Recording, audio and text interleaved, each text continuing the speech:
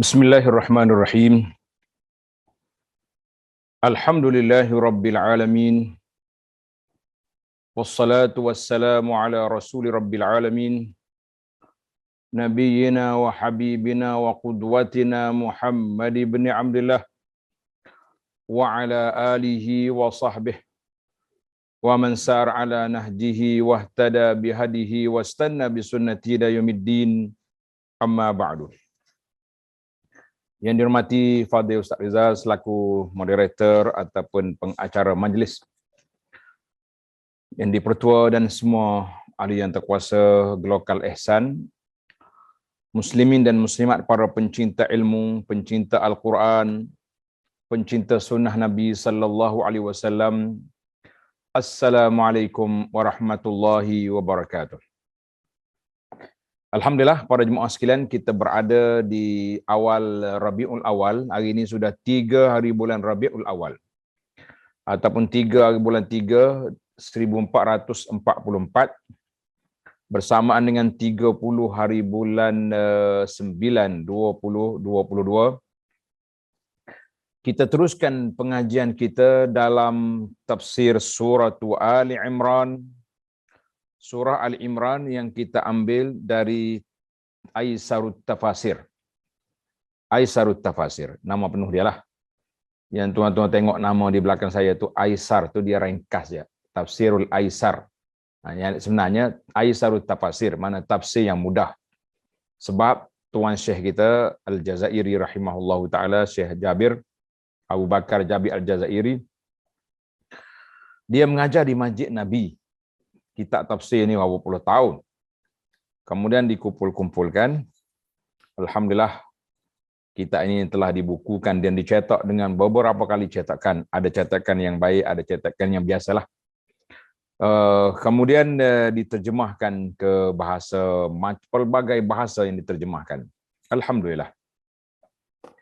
Jadi para pelajar sekalian, para jemaah sekalian, tajuk perbincangan kita pada kali ini, tuan-tuan boleh tengok di di ayat yang kita baca, iaitu ayat 33, tulis ayat 33 sehingga ayat 37. Ayat 33 sehingga ayat 37. Ini muqarrar yang kita nak baca pada kali ini. Jadi daripada ayat 33-37 ini, tuan-tuan boleh tengok dia punya tajuk. Allah Ta'ala pilih Nabi Adam, Nuh, Ali Ibrahim, keluarga Ibrahim, dan juga keluarga Ali Imran. Kemudian ayat ini lebih fokus kepada kisah Sayyidah Maryam alaihissalam. Cerita Sayyidah Maryam, maknanya cerita tentang kelahiran Maryam yang hasil daripada nazar mak dia pula nak letak Maryam ni di mana, nak letak di masjid. Jadi banyaklah episod penceritaan yang kita akan lalui nanti insya-Allah. Jadi para pelajar bersedia untuk kita baca ayat dulu seperti biasa. Kita punya program ni kita akan baca ayat. Baca ayat baru kita pergi kepada tafsir yang kita nak huraikan ini insya-Allah. Jadi bersedia untuk bagi jemaah yang ada tafsir pimpinan, buka pimpinan, yang ada apa-apa je tafsir ataupun Quran terjemahan itu pegang. Jangan tak ada Quran pula kita ni, kan? Kita belajar Quran, belajar tafsir biar ada Quran. Paling tidak kita ada terjemahan. A'udzu billahis samii'il 'aliim minasy syaithaanir rajiim. إن الله اصطفى آدم ونوحا وآل إبراهيم وآل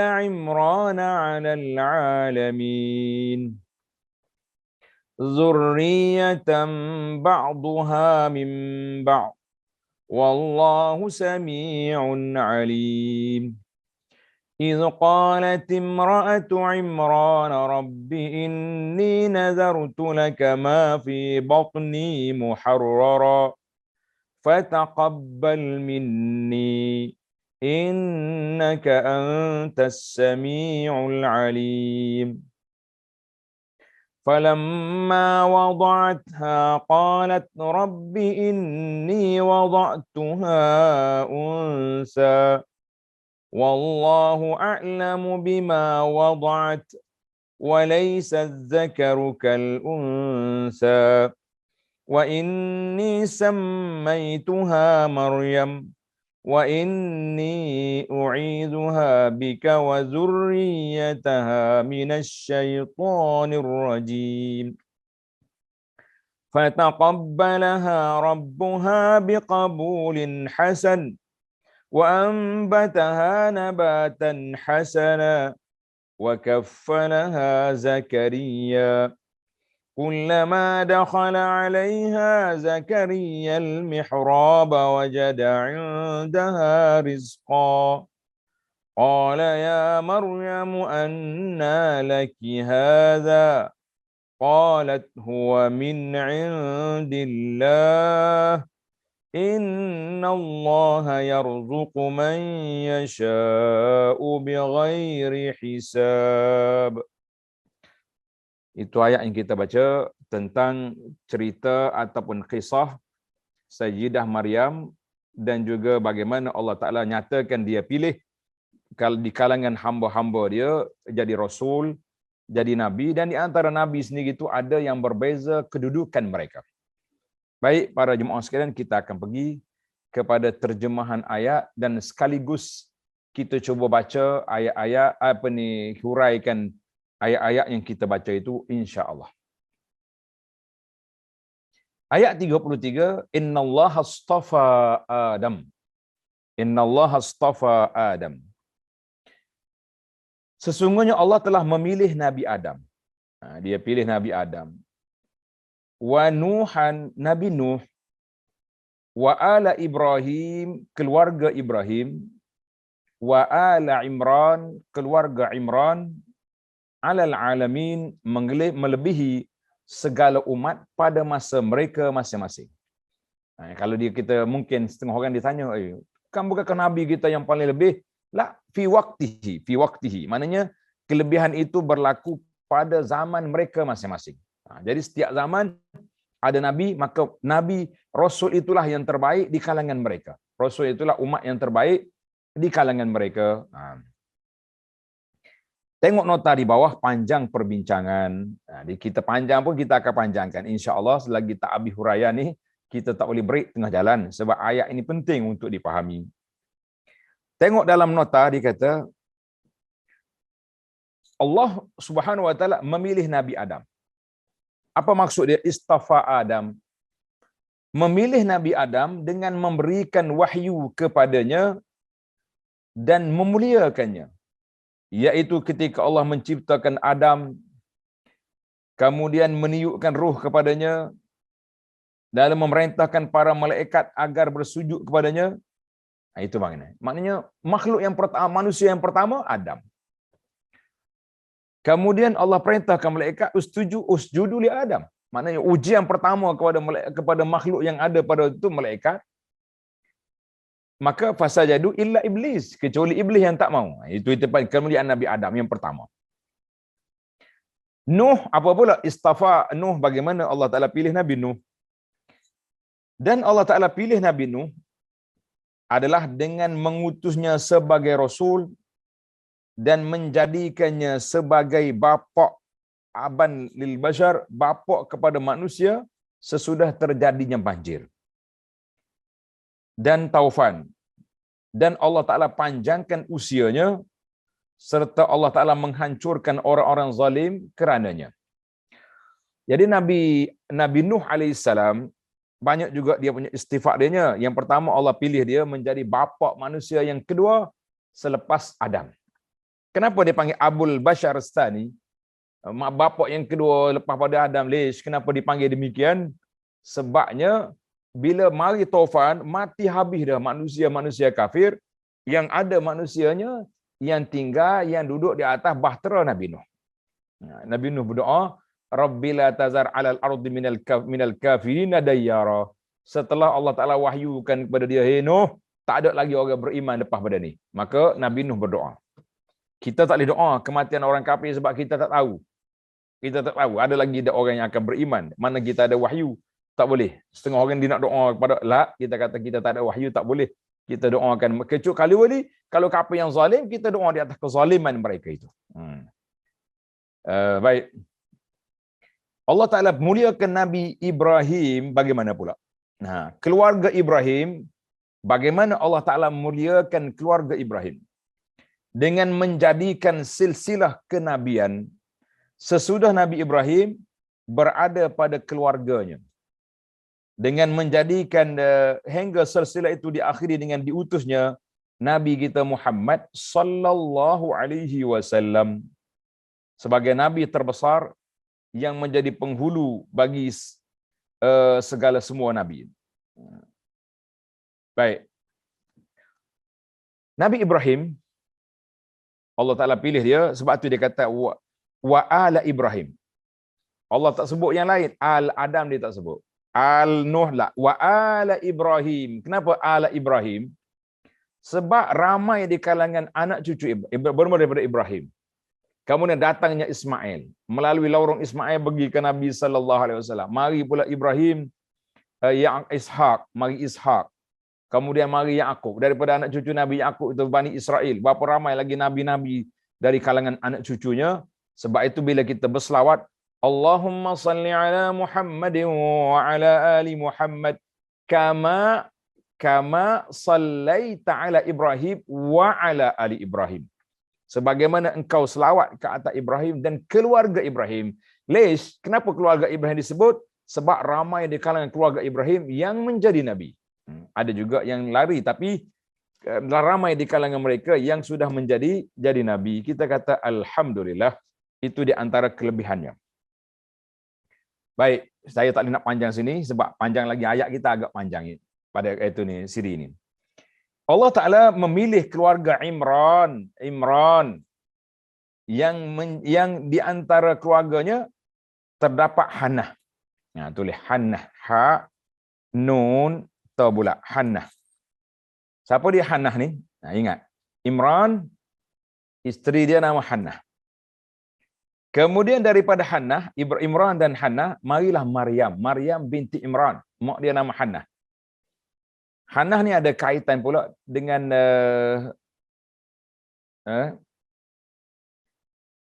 dengan Nabi Zakaria, dia ipar dua tu. Zakaria, isteri Nabi Zakaria, adik-beradik dengan Hannah. Kemudian datang Sayyidah Maryam hari ini bila? Setelah Hannah tak ada anak, dia berdoa, dia nak anak, berapa anak? Jadi Maryam sendiri tu termasuk ayatun min ayatillah. Sebelum Nabi Isa lagi tu. Serta Nabi Isa alaihissalam. Allah Ta'ala istimewakan mereka dengan berbagai kelebihan yang tidak dimiliki oleh seseorang pun sebelum daripada mereka. Mana pada zaman dia tu dialah yang paling mulia. Dan kalau nak tengok di zaman sebelum daripada mereka pun tak ada lagi orang seperti Nabi Isa yang dilahirkan tanpa bapa. Tidak ada. Oh, timbul lagi soalan, kenapa Nabi Isa dia kata ruhum minhu? Nabi Isa ni orang panggil ruhullah, ruhum minhu. Nabi Isa dia panggil. Ada sehingga ada orang pening, dia kata ada Allah Taala ada ruh ke? Kita kata Allah Taala ni laisa kamislihi syai'un wa huwas samiul basir. Allah sendiri sudah buat satu kaedah. Allah Taala tidak menyerupai makhluk, tak ada. Dia hidup dengan sifat dia yang hayyun, kaunuhu hayyan itu sifat yang hidup. Tapi kita tak katalah hidup macam kita hidup lah. Cuma kenapa dinisbahkan Nabi Isa tu ruhullah? Dia panggil ruh minhu. Jawab dia panggil nisbah tashrif, nisbah kemuliaan. Oleh kerana dia tak ada bapa, maka Allah Ta'ala hantar mari malaikat supaya tiup roh melalui belahan dada baju Maryam, dia tiup sini, masuk dalam rahim Maryam, mengandung. Itu dia panggil Allah Ta'ala hantar bagi roh kepada Sayyidah Maryam melalui tiupan malaikat Jibril alaihissalam. Maka dikatakan Maryam tu ruhullah, artinya orang yang mendapat ruh Allah Ta'ala anugerahkan kepada dia melalui jalan khas, tidak melalui jalan bapa. Maka itu dia panggil idhafatut tashrif. Macam Kaabah. Kaabah orang panggil rumah apa? Rumah Allah. Betul? Masjid? Masjid. Rumah apa? Masjid. Rumah Allah. Jadi enggak usah apa, oh rumah Allah ni Allah duduk sini. Lah. Rumah Allah makna rumah ini dibuat semata-mata untuk beribadat kepada Allah Azza wa Jalla.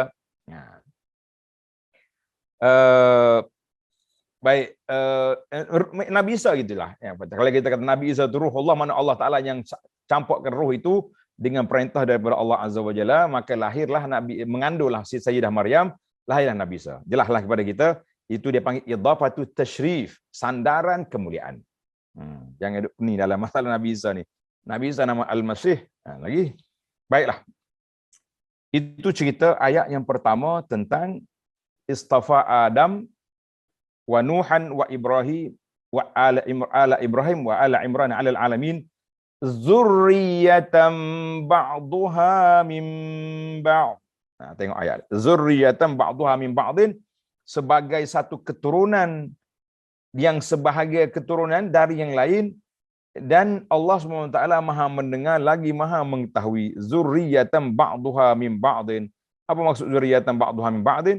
Maknanya Allah Ta'ala jadikan mereka itu sebahagian daripada yang lain. Jadi ada keturunan dia tu mari daripada anak-anak dia juga.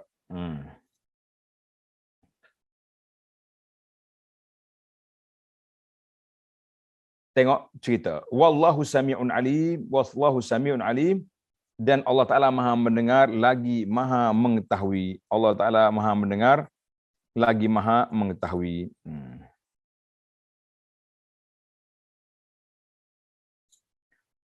Ayat 35.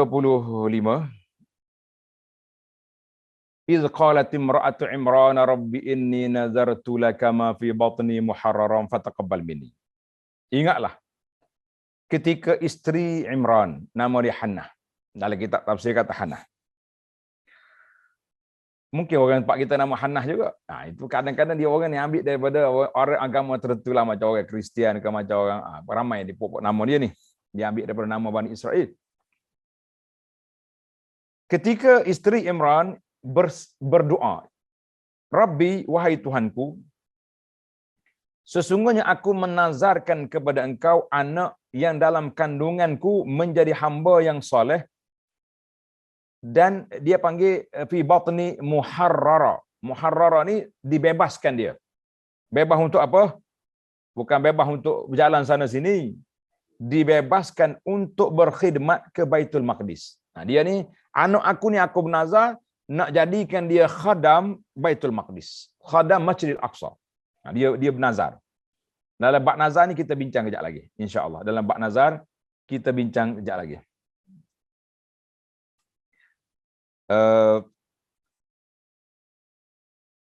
Kerana itu fataqabbalhu minni, kerana itu terimalah nazar itu daripadaku. Dia doa. Biasa kita berdoa kita kena minta Allah kabulkan. Innaka antas samiul alim. Sesungguhnya engkaulah yang Maha mendengar lagi Maha mengetahui. Engkau dengar apa yang aku pohon, engkau dengar apa yang aku minta. Baiklah. Dalam Quran itu ringkas. Kita baca terjemahan dulu, kemudian kita pergi pada huraian dia. Bila dia berdoa, mengandunglah Hannah.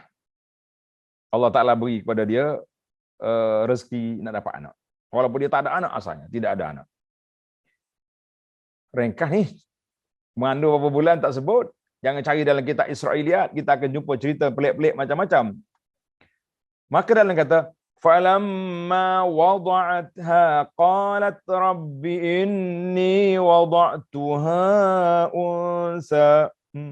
Sedihnya dia. Maka tak kala isteri Imran melahirkan anaknya, dia pun berkata, ya Allah, sesungguhnya aku melahirkan anak perempuan. Aku bernazar nak jadi khadam Masjid Haram. Bagaimana budak perempuan duduk seorang-seorang dekat masjid ni? Allahu Akbar. Susah hati dia. Dan Allah lebih mengetahui apa yang dilahirkannya itu. Tuhan tahulah. Tuhan tahu dah. Tapi dia nak sebut perasaan dia. Nak sebut perasaan dia. Aku melahirkan anak perempuan. Sesungguhnya aku telah menamai dia Maryam.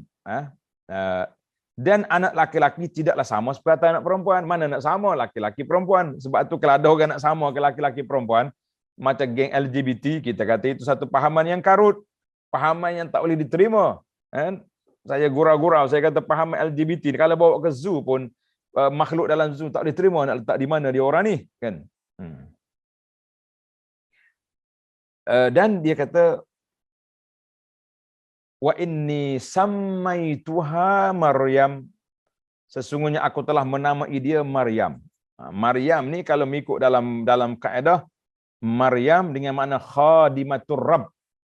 Khadam Allah. Makna khadam yang akan diletak di rumah Allah, yang menjaga masjid Allah, itu nama Maryam.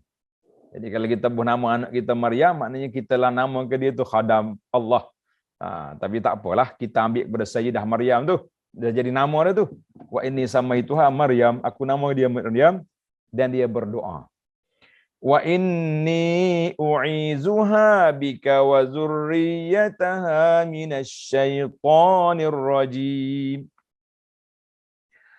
Dan aku memohon perlindungan untuknya serta anak-anak keturunannya kepada pemeliharaan engkau daripada syaitan yang terkutuk.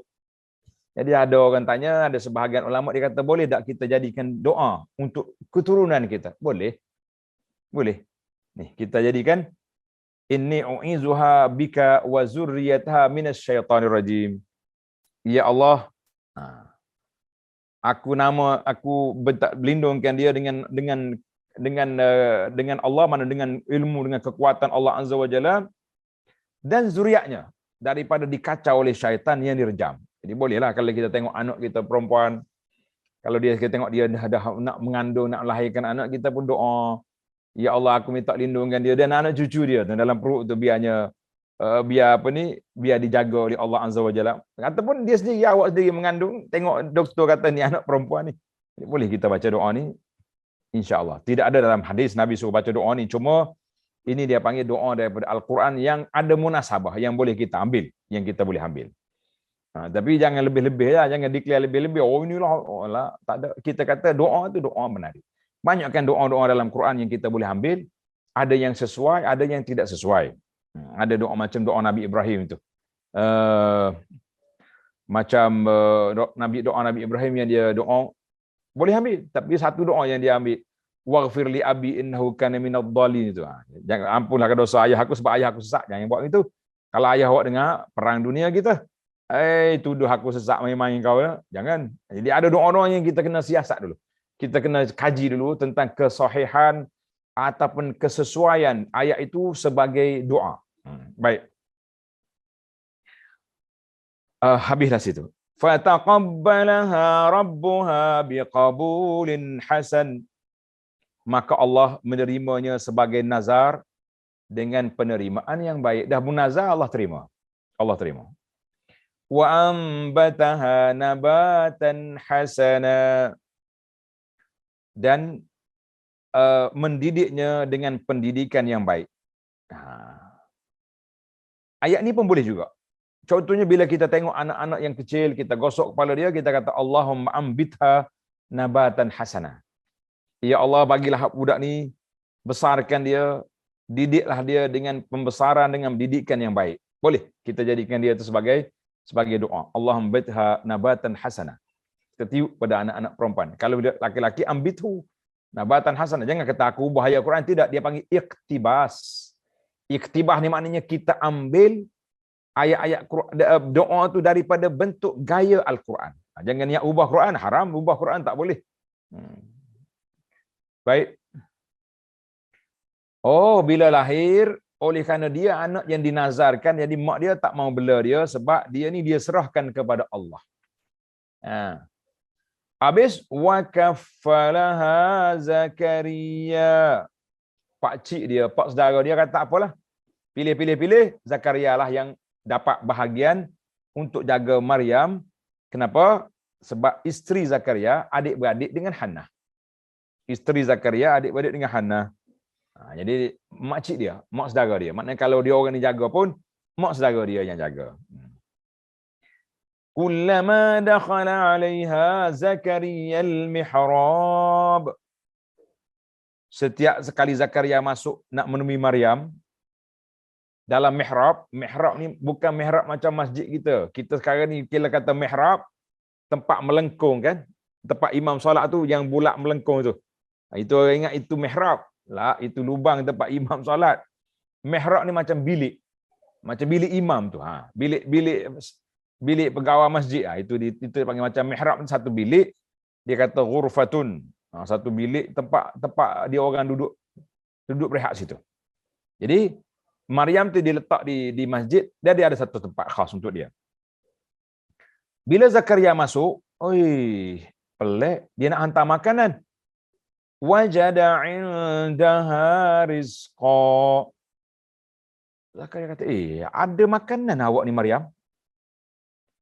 Qala ya Maryam anna laki hadha. Maryam, engkau ambil mana ni? Pelik ni. Makanan musim sejuk ada di musim panas. Makanan musim panas ada di musim sejuk. Dia kata apa? Macam tempat kita sini, kalau musim sejuk, musim hujan mana ada durian? Contohlah. Kalau musim panas ada durian, ada tembikar, ada. Jadi ada, biasa tempat kita ni kalau musim banjir ada ubi lah banyak. Contohlah. Maknanya makanan yang di luar musim. Kejut Zakaria tengok, pelik mu Maryam. Maryam jawab dengan bahasa yang cukup indah. Maryam kata apa? Qalat huwa min indillah. Pakcik pelik apa? Ini mari daripada si Allah. Allah yang hantar mari. Apa yang kau pelik? Inna Allah yarzuqu man yasha'u bighairi hisab. Sesungguhnya Allah memberi rezeki kepada siapa yang dikehendakinya tanpa hisab. Tuhan bagi rezeki, tak payah hisab lah. Dia ikut dia nak bagi banyak mana, dia nak bagi makanan apa, itu kuasa Allah. Orang lain jangan duk tanya banyak. Menarik cerita dia. Baiklah. Jadi dalam episod cerita kita ni, Allah Ta'ala fokuskan kepada Ali Imran. Adapun Ali Ibrahim, Nuh, Adam, nanti kita cerita dalam ayat lain. Dari episod kita ni dan juga yang akan datang, dia akan mari pada cerita Zakaria pula. Cerita Sayyidina Zakaria. Mana anak-anak dia belaka? Ali Imran juga. Ali Imran, dia mari ikut tu. Baik. Tengok, dia panggil makna al-kalimat. Makna ayat. Syarhul kalimat. Istafa Adam, dengan mana Allah memilih Nabi Adam.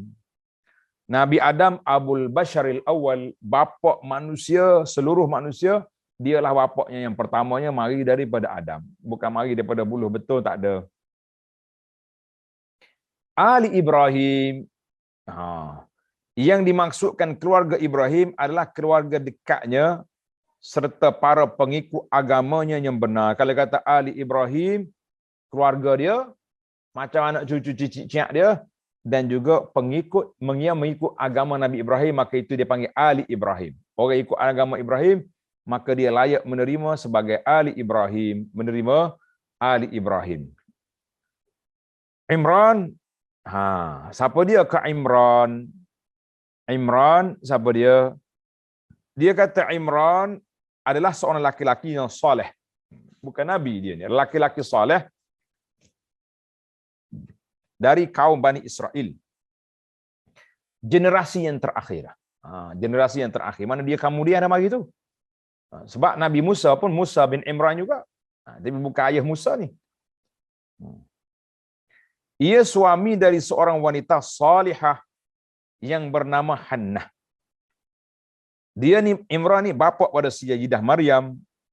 Semoga Allah Ta'ala melimpahkan salam dan kedamaian, keberkatan ke atas mereka semua. Itu dia panggil Imran. Imran. Al-alamin, yakni semua manusia hidup sezaman dengan mereka, Allah Ta'ala lebihkan mereka dia pada orang di zaman dia. Ingatlah, bukan semua zaman, pada zaman dia. Imra'atu Imran, siapa dia Imra'atu Imran? Imra'at isteri Imran bernama Hannah binti Maquda. Pelik nama dia, Maquda. Mi alif, qaf waw, Maquda. Maquda. Qaf waw da alif. Dan bila dia mengandung, selepas daripada peristiwa tadi, dia berdoa Allah Ta'ala kabulkan dapat anak, dia ditinggalkan suaminya wafat dalam keadaan dia sedang hamil. Bila dia hamil, Imran pun mati. Itulah orang besar-besar zaman dulu, para nabi, para anbiya, para rasul, alaihissalatu wassalam, Allah uji dia dengan yatim, al-yutma, maknanya mati ayah, awal-awal lagi. Nazartu laka ma fi batni. Hannah berjanji di atas dirinya, dia panggil bernazar, ni mana dia perwajibkan atas diri dia. Itu makna nazar. Untuk mempersembahkan anak yang dikandungnya untuk Allah. Apa maksud? Yakni agar kelak dia hanya beribadat kepada Allah dan menjadi pelayan rumah Allah, iaitulah Baitul Maqdis. Anak aku ni, aku nak suruh jadi khadam di Baitul Maqdis. Muharrara. Apa makna muharrara? Murni untuk Allah. Yang tidak ada orang lain yang menyertainya dalam pemilikan kata anak yang dikandungnya itu. Jadi anak aku ni aku serah kepada Allah Ta'ala. Bahkan Hannah sendiri tidak akan mengambil manfaat sedikit pun dari anaknya itu. Anak dia tak boleh mari duduk khidmat dia tak boleh. Dia khidmat di rumah Allah. Kalau Hannah nak dapat khidmat anak dia pergi solat di Baitul Maqdis, anak dia bantu kat situ. Bantu sebagai seorang jamaah di masjid itu. Maryam, seorang wanita yang menjadi khadam Allah Ta'ala di rumahnya di Baitul Maqdis. Nama dia Maryam. U'izuha bika. Aku memohon penjagaan dan perlindungan baginya kepada kehadratmu dari syaitan yang terkutuk. Mak dia doa besar. Minta Allah Ta'ala jaga anak dia ni daripada syaitan. Wa kaffalaha Zakaria. Nabi Zakaria adalah ayah dari Nabi Yahya. Dan isteri Zakaria adalah saudara adik-beradik kepada siapa? Kepada Hannah, isteri Imran. Jadi Maryam anak saudara dia. Al-Mihrab, sebuah bangunan khusus yang terletak di bangunan masjid. Itulah saya anak buat bandingan tadi. Kita kata mihrab ni bilik macam bilik imam tu lah, macam bilik imam tu mihrab itu. Macam cerita Yakub juga. Tasawwarul mihrab. Mereka lompat naik. Orang Kelantan kata rukah. Rukah naik apa ni? Dia naik atas tembok tu, dinding, masuk dalam mihrab. Bukan mihrab yang masjid tu, jangan itu kalau mana ada orang naik dalam tu lubang kecil je. Anna laki hadza, dari mana kedatangnya makanan padamu ini? Itu mufradatul kalimat untuk nak menyenangkan kita faham. Baiklah para pelajar sekalian, kita masuk kepada makna al-ayah. Kemudian kita pergi kepada pelajaran yang dapat diambil daripada ayat kita ini, insya-Allah. Makna ayat 33 hingga 37 secara umumnya. Tatkala kaum Nasrani dari Najran, ayat ini masih lagi bersama dengan Nasrani Najran yang mengemukakan keyakinan mereka tentang Nabi Isa alaihissalam sehingga mereka menuhankannya dan mentuhankan ibunya. Jadi jangan salah faham kata ruh Isa tu ruh Allah, maknanya Isa tu anak Tuhan, ruh Tuhan. Tidak. Ruh tu Allah Ta'ala campakkan ke dalam rahim Maryam, itu maknanya ruh Allah, maksudnya nisbah kemuliaan kepada Allah Azza wa Jalla. Jangan salah faham tu. Maka Allah Ta'ala menurunkan ayat ini untuk menjelaskan prinsip keimanan yang berkait dengan Nabi Isa dan ibunya Maryam serta hakikat keduanya. Bukan ada benda pelik. Dia dua beranak ni semuanya hamba Allah Ta'ala yang dipilih oleh Allah Azza wa Jalla. Jadi jangan rasa pelik lah. Benda yang Tuhan pilih tak pelik lalu kita kan. Allah telah memberitahu bahawa dia telah memilih dan memberi keistimewaan kepada Nabi Adam, Nabi Nuh. Tadi kita dah sebutlah sebab-sebab keistimewaan itu. Keluarga Nabi Ibrahim dan keluarga Ali Imran. Allah telah memilih mereka untuk menyebarkan agama ini dan hanya untuk beribadat kepadanya, yang kerananya Allah telah mengutamakan mereka di atas sekalian manusia pada zaman masing-masing. Maka jadi Allah SWT memberitahukan bahawa mereka adalah satu garis keturunan yang sebahagiannya merupakan keturunan dari yang lain. Sebab Adam bapak nombor 1. Nuh bapak nombor 2. Ibrahim bapak kepada nabi-nabi selepas daripadanya. Ali Imran ada satu isu khas, iaitulah Nabi Bani Israel yang terakhir, iaitulah Nabi Isa alaihissalam. Jadi keturunan ba'duha min ba'd. Keturunan yang sama dan sebahagiannya merupakan keturunan dari yang lain. Ada juga tak sama keturunan, bukan pada Bani Israel. Akidah mereka sama. Dari sudut akidah mereka sama. Walaqad ba'asna fi kulli ummatin rasulan, semua nabi-nabi yang kami bangkit, rasul-rasul yang kami bangkit, semua dakwah dia satu, ani'budullah wajtanibut taghut. Naklah kamu sembah Allah dan kamu jauhkan diri dari taghut. Semua nabi. Satu je dia punya akidah tu tauhid. Dan keutamaan serta kesempurnaan rohani mereka tidak jauh berbeza antara satu dengan yang lain. Hal itu kerana Allah Ta'ala telah memelihara dan menjaga mereka semua. Allah juga memberitahukan bahawa sesungguhnya Dia Maha mendengar lagi Maha mengetahui, yakni Allah Maha mendengar permohonan Hannah isteri Imran dan mengetahui akan kedudukannya, dia nak sangat dapat anak. Ketika dia berdoa, dia doa apa? Rabbi inni nazartu laka ma fi batni muharrara. Ya Allah, sungguhnya aku menazarkan kepada engkau anak yang dalam kandunganku ini. Jadi ada satu kisah. Nak dengar kisah? Menarik juga kisah ni. Tak apa kalau panjang sikit kita nak dengar cerita kan. Kisah dia macam ni. Hannah ni pada awalnya tidak boleh melahirkan anak. Dia tak ada anak. Macam isteri Sarah juga, isteri Nabi Ibrahim yang pertama dulu. Bukan Hajar, Sarah. Dia tak boleh anak.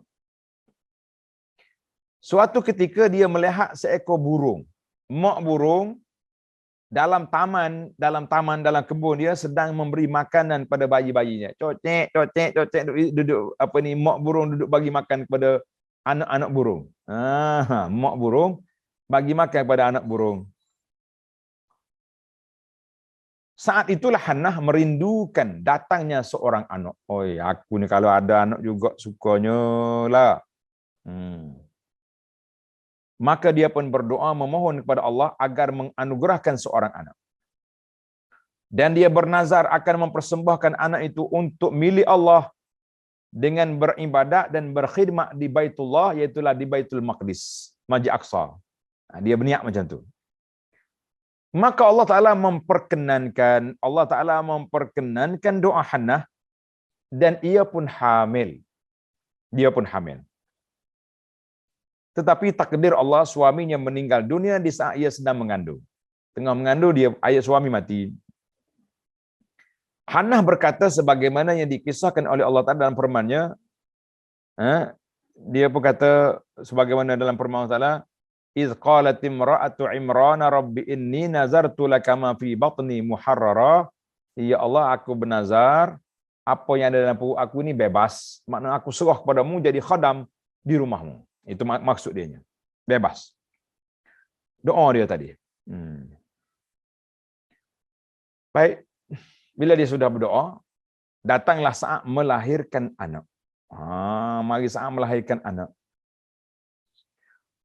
Bila sudah lahir, dia tak tahu, dia bukan ada ultrasound zaman dia. Nak cek anak aku laki-laki ke perempuan, aku nak menazar ni. Tapi baby aku ni boy ke girl? Dah macam kita hari ni lah, sibuk-sibuk ni. Pergi cek anak, perempuan kata baby awak laki-laki, beli baju warna biru. Bulan depan pergi cek pula baby girl, dia kata budak perempuan ni beli pula warna pink. Zaman dia mana ada ultrasound, main scan-scan, tak ada. Jadi dia pun menazar lah, dia kira anak dia laki-laki lah ni. Apabila datangnya saat melahirkan anak, Hannah melahirkan seorang anak perempuan. Maka dia pun bersedih atas keadaannya itu dan dia pun berkata, melahirkan rasa terkejut dia. Rabbi inni wada'tuha unsa. Ya Allah, aku lahirkan anak perempuan. Wallahu a'lamu bima wada'at. Allah Ta'ala tahu dah kalau Hannah tak cakap pun. Tuhan sudah tahu. Jadi aku lahir anak perempuan ni macam mana? Jadi dia kata apa? Anak perempuan ini tidak sama dengan anak laki-laki dalam keadaan berkhidmat pada Baitul Maqdis. Anak laki-laki bebas, dia boleh duduk seorang-seorang di masjid pun tak takut. Ni anak perempuan ni banyak ujian, banyak cabaran nanti. Tapi apa boleh buat, itu sudah ditetapkan dalam nazar dia sedih. Tidak sama anak laki-laki dengan perempuan dalam hal kemampuan berkhidmat di Baitul Maqdis. Kerana itulah Hannah sangat bersedih. Dia bersedih dalam suasana yang berlaku itu, keadaan itu. Ia kemudian menamakan bayi itu dengan nama Maryam. Maryam dengan makna apa? Dengan makna khadam. Makna wahya khadimatullah. Maryam makna khadimatullah, orang yang berkhidmat kerana Allah Taala, khadam Allah. Dengar ni. Ramai ni di kalangan kita yang nama Maryam. Baru dia tahu malam ni makna dia. Makna Maryam itu makna khadimatullah, orang yang berkhidmat untuk Allah Azza wa Jalla. Maryam.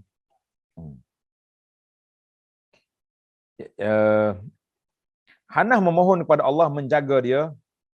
Jagalah Maryam dan menjaga putrinya ini beserta anak keturunannya dari gangguan syaitan yang terkutuk. Maka Allah Ta'ala pun kabulkan doanya. Allah Ta'ala kabulkan doanya. Maka dia menjaga Maryam dan menjaga anaknya, iaitulah Nabi Isa alaihissalam, sehingga tidak ada syaitan yang berani mendekatinya. Jadi sudah menjadi tradisi. Tengok nota di bawah dia kata apa? Sudah menjadi tradisi di kalangan Bani Israel, mereka akan menazarkan anak laki-laki mereka untuk berkhidmat menjadi pelayan di Baitul Maqdis. Zaman dia lah. Zaman kita ni ada ke tidak orang yang nazar nak bawa anak dia jadi khadam? Ada. Tuh, khadam di Kaabah tu. Khadam Kaabah. Khadam di Masjid Nabi SAW. Nama dia Agha. Alif, Gha, Alif. Agha. Agha ni maknanya khadam yang jaga di dua tanah haram. Orang Melayu panggil Agha dengan makna sepotong. Sepotong. Maknanya orang yang dipotong kalau kemaluan dia. Alat kemaluan dia potong. Tak ada. Sebab itulah Agha ni mana dia ada janggut. Dia tak ada janggut. Dia cakap bersuara macam perempuan. Dan dia bebas masuk ke kawasan laki-laki dan kawasan perempuan. Sebab dia sepotong. Tapi sekarang ni Agha dah tak ada lagi lah. Waktu anak pergi awal-awal tahun 80-an dulu, waktu saya budak-budak dulu pergi umrah, pergi haji. Alhamdulillah kita sempat tengoklah Agha ni duk junjung dia punya bahu tu, dia yang bawa sebelum ada geng-geng Bin Laden. Dululah Bin Laden ni syarikat lain dah yang sekarang ni semua orang-orang Bangladesh, orang Indonesia pun ramai yang jadi khadam Masjid Haram sekarang. Tapi maknanya dulu ada orang-orang yang bernazar untuk hantar anak dia jadi khadam di tanah haram. Tu ada. Baik, balik kepada cerita Maryam dengan anak dia ni apa dia? Tengok hadis. Akhraja Muslimun an Abi Hurairah radhiyallahu anhu. Imam Muslim meriwayatkan daripada Abu Hurairah radhiyallahu anhu, Rasulullah sallallahu alaihi wasallam bersabda. Nabi kata apa? Ma min mauludin, setiap bayi yang dilahirkan pasti dicocok lambungnya oleh syaitan. Bila bayi lahir, keluar syaitan mari cocok dia punya rusuk ni. Wah. Kerana itu ia menangis dan menjerit disebabkan cucukan syaitan itu. Kecuali Nabi Isa bin Maryam dan ibunya. Nabi Isa dengan Maryam, dengan mak dia tidak dikacau oleh syaitan. Sebab mak dia, nenek dia berdoa dulu. Inni u'izuha wa u'izuka, dalam ayat yang kita baca tadi. Dia berdoa, wa inni u'izuha bika wa zurriyataha minasyaitanir rajim. Itu yang kita minta tu. Kita nak buat doa juga ni, tengok anak kita duk mengandung, kita pun baca doa ni. Jangan duk cari benda pelik-pelik lah. Terus duk cari tangkap azimat mari duk gantung di perut mak ni. Baca doa minta perlindungan dengan Allah Taala saja. Kemudian Abu Hurairah mengatakan, cobalah kamu baca ayat Quran yang kita baca ni, wa inni u'izuha bika wa zurriyataha minasyaitanir rajim. Dan aku mohon perlindungan untuknya serta anak keturunannya kepada pemeliharaan engkau daripada syaitan yang terkutuk. Hadis ini sahih dalam Muslim. Maka Allah Ta'ala menerima apa yang dinazarkan oleh Hannah berupa anaknya Maryam. Maka Allah memberikan pertumbuhan, pembesaran, pendidikan yang baik pada Maryam dengan pertumbuhan, pembesaran di luar kebiasaan bayi-bayi yang lain. Dan ia diasuh oleh Zakaria, makcik dia, isteri Zakaria itu makcik dia, mak saudara dia. Sehingga Maryam dibesarkan di rumah bibinya, di rumah makcik dia sendiri. Maknanya mak dia, lepas pada dia lahirkan anak, dia pun serah, siapa nak jaga anak aku ni? Tengok. Tengok ni, mulanya ketika Hannah melahirkan Maryam, lalu menyusuinya. Kemudian ia bedung membalut dengan sehelai kain, dan ia kirimkan kepada orang soleh dari Bani Israel agar mereka mencadangkan siapakah yang layak untuk mengasuh Maryam. Siapa dia boleh jaga Maryam ni? Khadam Allah ni. Sebab ibunya telah menazarkannya untuk Allah, kerana itu dia tidak dibenarkan baginya untuk mengasuh sendiri di rumahnya. Selain itu ayahnya juga telah meninggal dunia. Dia yatim. Maka setiap orang telah berminat untuk mengasuh Maryam, tetapi Sayyidah Maryam, Sayyid Zakaria, Nabi Allah Zakaria yang beruntung untuk mengasuhnya, dan kini Maryam tinggal di rumah makciknya sesuai dengan perancangan Allah Azza wa Jalla. Baiklah. Sesudah Maryam dewasa, Zakaria meletakkannya ke dalam mihrab, ke dalam bilik, agar ia mengkhususkan diri beribadat kepada Allah di sana, dan juga jaga khadam kepada Masjid Al-Aqsa. Dan Zakaria selalu datang kepadanya membawakan makanan untuknya. Tak kala ia masuki mihrab, masuk dalam bilik Maryam, maka dapati di sini Maryam buah-buahan musim panas di saat sedang musim sejuk. Jadi ada buah musim panas ketika musim sejuk. Ataupun sebaliknya. Dan ia dapati pula buah-buahan musim dingin di saat panas. Maka Zakaria pun keheranan dan bertanya Maryam, dari mana awak ambil ni? Maka Maryam jawab dengan jawapan yang mantap. Dia kata, semua itu mari daripada Allah. Nak ambil pelik apanya Pak Cik? Pak Cik Zakaria, apa yang awak pelik? Qalat anna laki hadha? Qalat huwa min indillah. Allah Ta'ala yang bagi pada saya. Inna Allah yarzuqu man yasha'u bighairi hisab. Allah Ta'ala yang bagi rezeki tanpa hisab. Jadi tidak ada benda yang pelik, yang ajaib, Pak Cik, dalam masalah ini. Alhamdulillah, itulah huraian terjemahan, kemudian kalimat yang boleh kita belajar, dan juga huraian secara umum kepada ayat yang kita baca ini. Baik, sekarang kita berpindah kepada 8 hidayatul ayat. Ada 8 perkara. Ana akan baca secara ringkas, tak sempat kita nak hurai. Yang pertama, penjelasan mengenai limpah kurnia, anugerah dan nikmat Allah yang diberikan kepada siapa yang dikehendakinya. Jadi Allah Ta'ala pilih di kalangan manusia, orang ni akan jadi hebat. Allah Ta'ala pilih di kalangan istafa minal malaikati rusulan. Allah Ta'ala pilih di kalangan para malaikat menjadi rasul. Dan Allah Ta'ala pilih juga di kalangan makhluk-makhluk yang lain. Kita kata Allah Ta'ala bebas memilih, kerana itu semua hak dia.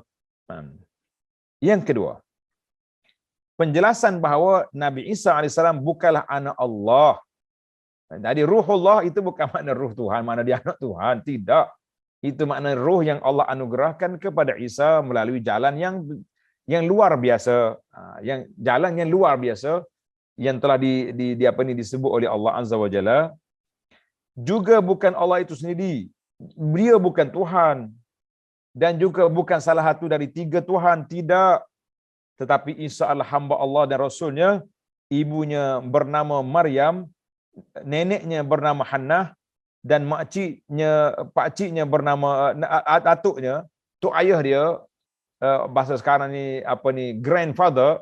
Bahasa pelik-pelik. Orang nak panggil tok ayah takut nampak tua, grandfather. Nak suruh panggil nenek takut nampak tua, grandma, grand umi, grand berapa lagi, grand mami. Panggil nenek lah.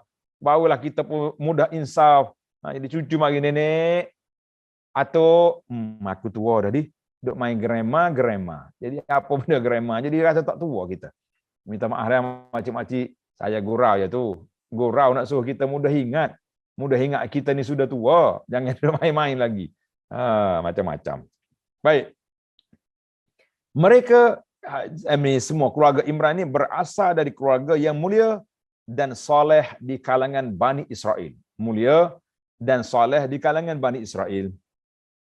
Yang ketiga, Allah Subhanahu wa taala akan mengkabulkan doa orang-orang yang menjadi kekasihnya, para walinya. Sebagaimana Allah mendengar doa Hannah dan menganugerahkan kepadanya seorang anak dan menjaga anaknya itu serta keturunannya dari kacauan, dari godaan syaitan yang terkutuk. Jadi kita banyak doa lah kepada Allah Taala. Kita kata saya bukan wali. Kalau kita bukan wali, siapa lagi wali? Jadi Allah Taala jadi ini ala inna auliya Allah la khaufun alaihim wa la hum yahzanun alladzina amanu wa kanu yattaqun. Allah kata wali itu orang yang beriman dan dia bertakwa. Maka itu nama dia wali. Awak nak tahu awak wali ke tidak? Nak tahu? Jadi orang yang beriman dan bertakwa itu wali. Cuma tahap-tahap. Kewalian kita tu, kita tengok tahap keimanan dan ketakwaan kita. Makin tinggi kita takwa, makin dekatlah kita dengan Allah, makin tinggi kita punya darjat kewalian. Itu yang asalnya.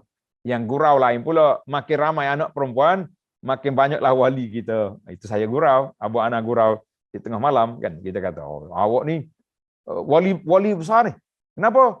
6 orang anak perempuan saja. Tak boleh. Jadi banyaklah wali dia. Allahu Akbar. Saya sendiri seorang yang anak perempuan. Laki-laki ada 5. Jenuh nak cari menantu kita. Baik. Kita berpindah kepada yang keempat. Diperbolehkan seorang bernazar kepada Allah Ta'ala.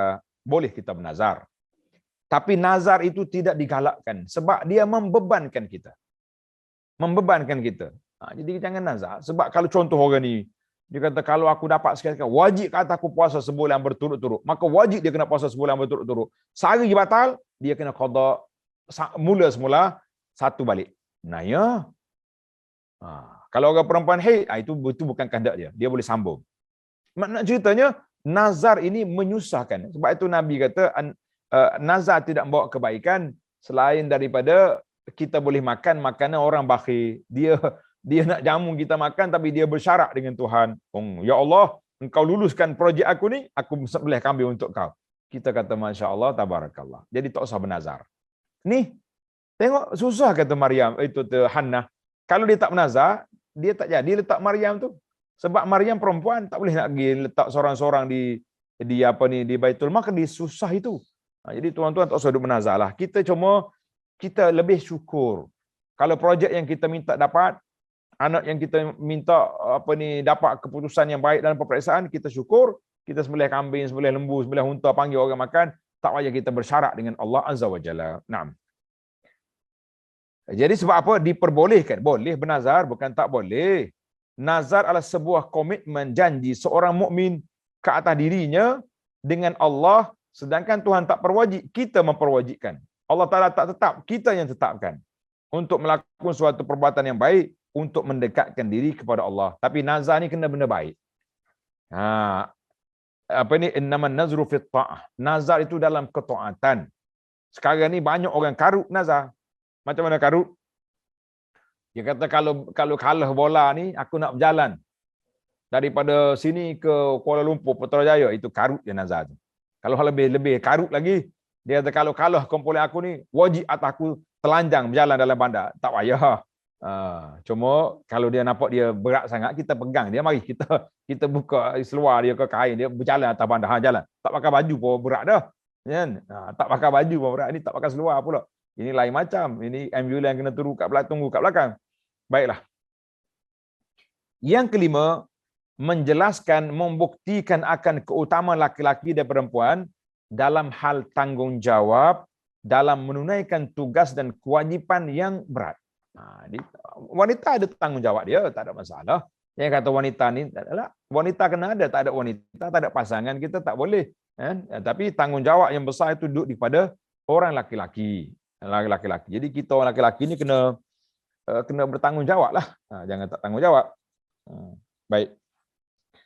Yang keenam, diperbolehkan bersedih atau menyesali diri ketika seorang tidak berhasil mendapatkan kebaikan yang dia harapkan. Tapi janganlah sampai kecewa, kita rasa macam terkilan sikit. Bolehlah setakat tu. kecewa sampai pergi nak terjun bangunan, nak terjun jambatan, janganlah duk tunggu tengah jalan nak suruh lori pijak, kita kata lah, itu orang tak sabar namanya. Itu orang tidak sabar. Tapi kalau kita tak dapat, kita sedih, mengalir air mata, sekadar itu je, tak ada masalah.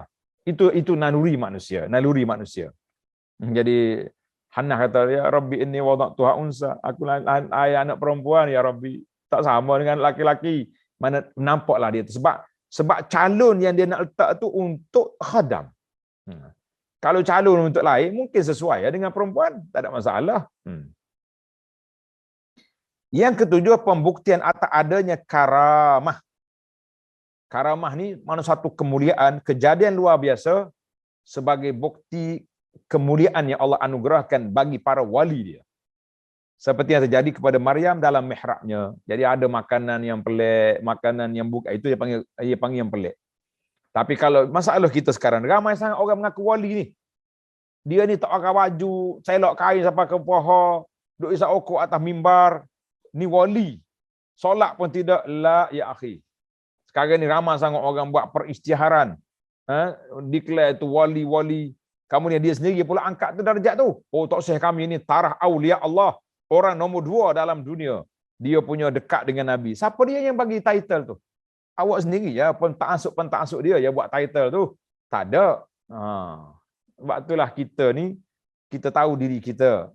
Kita tahu diri kita, tak payahlah kita gelarkan diri kita ni orang sekian-sekian. Tak payah. Kalau orang panggil juga, kalau sesuai, kita boleh senyap lah. Tapi kalau tak sesuai, kita kena tegur. Saya ni mana boleh. Saya ni bertaraf al-faqih ilallah saja. Engkau angkat tinggi-tinggi sampai awliya Allah. Sampai wali kutub, wali abdal. Segala benda semua bedah belaka. Tak jadi lah tu. Jangan main-main. Ada sebuah kitab yang saya ada. Nama dia Karamatul Awliya. Kemuliaan wali-wali. InsyaAllah satu masa saya kena baca juga kitab ni.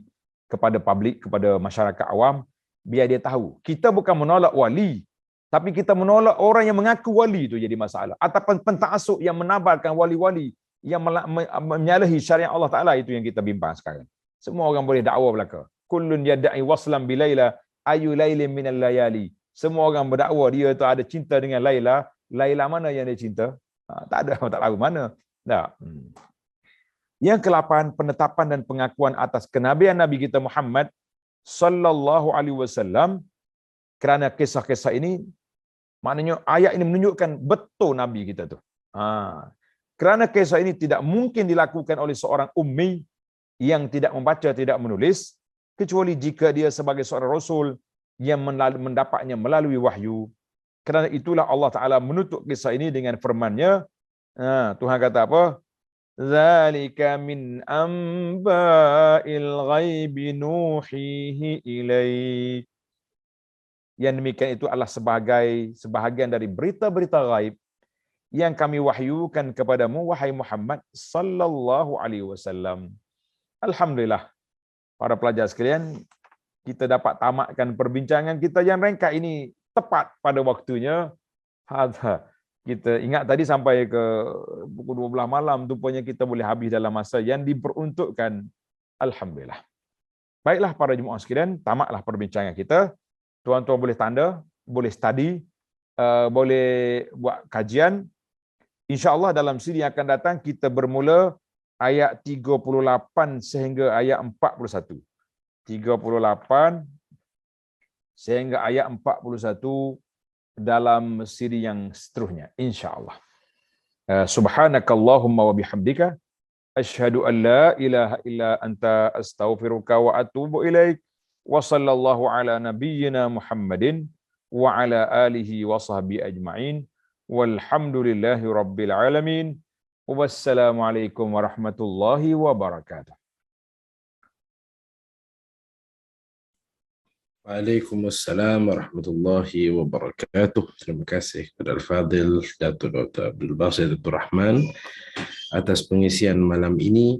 InsyaAllah jika setakat ini kita tengok dalam ruang chat tidak ada lagi soalan. Jika tuan-tuan ada soalan boleh majukan ataupun boleh terus unmute-kan mikrofon untuk bertanya terus kepada Al-Fadhil Datuk. Tadi ada soalan tentang dia salah faham tentang Nabi Isa tu ruh Allah, mana dia ingat ke Allah Taala ni bagi ruh, kita kata tidak, itu ruh tu semuanya diciptakan oleh Allah. Kemudian nisbah kepada Isa itu iaitu dipanggil nisbatul tasyrif. Macam Nabi Ibrahim Khalilullah, siapa dia lagi? Nabi Musa Kalimullah. Jadi masjid rumah Allah itu semua dipanggil nisbatul tasyrif. Tidak jadi masalah, jangan salah faham dalam masalah ini. Wallahu alam. Imam Khomeini pun Datuk dia orang ada roh Allah.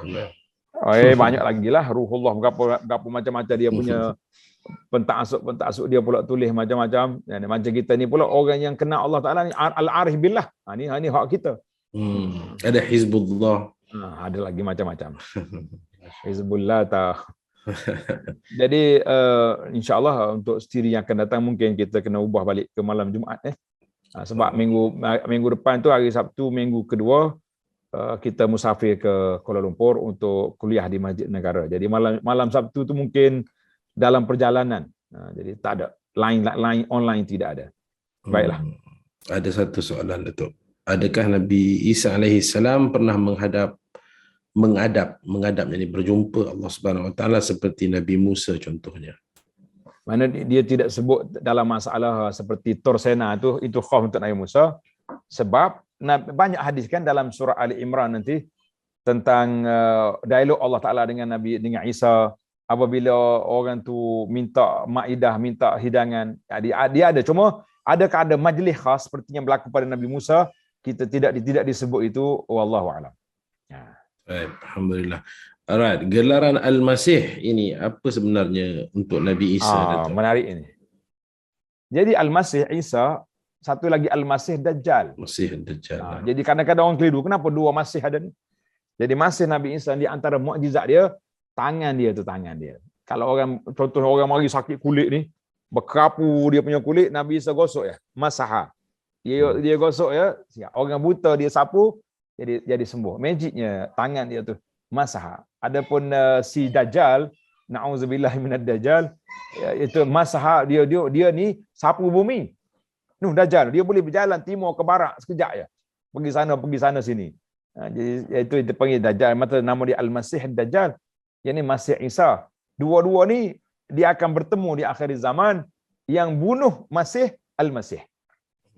Yang bunuh Masih siapa dia? Al-Masih. Masih Dajjal dibunuh oleh Al-Masih Isa bin Maryam alaihi wa ala nabiyyina salatu wassalam. Tuan-tuan tunggulah cerita Nabi Isa nanti. Kita tunggu, belum sampai lagi ni baru mak dia baru lahir ni. Wallahu alam. Jadi Al-Masih itu lebih kepada sapuan tadilah, betul ya. Macam Masah al-Khauf, maksud yang sama. Kadang-kadang orang keliru, kita kata kepada orang yang baik rahimahullah, kepada syaitan kita tak kata rahimahullah. Jadi Isa ni Al-Masih, Dajjal pun Al-Masih. Apa persamaan? Baik, alhamdulillah kita tahu. Ada satu soalan mungkin terakhir, Datuk, mengenai doa yang tadi Datuk bagi tahu mengenai perlindungan daripada syaitan tu. Macam mana nak beramal dengan doa untuk baby tadi? Sebaik melahirkan ke sebelum melahirkan ke? Dia dua-dua tu. Macam sini. Sebagaimana dalam ayat ini, kalau kita faham daripada ini doa Hannah itu sebelum lahir lagi tu. Ataupun selepas lahir dah. Tapi Maryam masih kecil lagi. Wa inni samaituha Maryam, maknanya selepas lahir. Jadi kata di ahli-ahli yang membincangkan tajuk ni, dia kata kita boleh dua-dua. Kalau kita sah dah ultrasound kata anak perempuan, kita boleh ya doa ini jangan kata ini samaituha Maryam, tak ada. Kecuali dia nak namakan anak tu Maryam, bolehlah. Kata-kata inni u'izuha bika wa zurriyataha minasyaitan rajim. Itu boleh kita ambil situ. Dan kalau anak dah besar, kita boleh pergi kepada ayat wa ambataha nabatan hasana. Kita jadikan doa Allahumma ambitha nabatan hasana. Ya Allah, besarkan anak aku ini, didiklah dia dengan pembesaran yang baik, sama ada fizikalnya baik dan juga pemikiran dia juga baik, supaya anak-anak kita sekarang ni lebih kepada kita sekarang ni para jemaah sekalian, lebihkan kuasa doa. Sebab kuasa kawalan memang kita tak terkawal. Zaman kita hari ni kuasa kawalan tak terkawal. Kita nak kawal apa? Dulu kalau ibu tengok anak dia duduk di rumah, tenang hati. Sebab dia duduk di rumah. Sekarang ni kalau anak tak keluar rumah, kita pula susah hati. Duk main apa dalam bilik gelap ni, senyap-senyap. Nak ketuk pintu, tak buka. Jadi apa nak buat? Jadi kita kebimbangan sekarang ni, bermacam-macam kebimbangan. Jadi apa yang boleh menenangkan hati kita, kita banyak berdoa kepada Allah Azza wa Jalla supaya Allah selamatkan anak kita ni, insya-Allah. InsyaAllah. Amin ya rabbal alamin. Baik, alhamdulillah. InsyaAllah mungkin berakhir kita pada malam ini. Terima kasih kepada Datuk, khususnya kepada hadirin hadirat pendengar kesemuanya. InsyaAllah kita berjumpa pada slot yang akan datang pada hari Khamis malam, dan nantikan pengumuman ataupun poster yang kita akan sebarkan. Jazakumullahu khairan. Terima kasih sekali lagi khusus pada Datuk. Jazakumullahu khairan. Subhanakallahumma bihamdika asyhadu an la ilaha illa anta astaghfiruka wa atubu ilaik. Wa akhiru da'wana alhamdulillahirabbil alamin. Wassalamu alaikum warahmatullahi wabarakatuh. Waalaikumsalam warahmatullahi wabarakatuh.